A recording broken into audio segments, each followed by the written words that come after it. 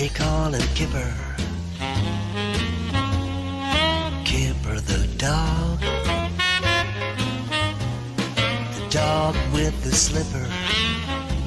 That's Kipper, Kipper the dog. By the way, that's a toad, not a frog. Now he can do this.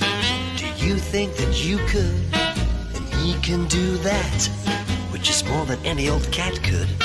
Would you like a dog, like a dog, like a dog, like a dog, like Kipper? That's Kipper the dog.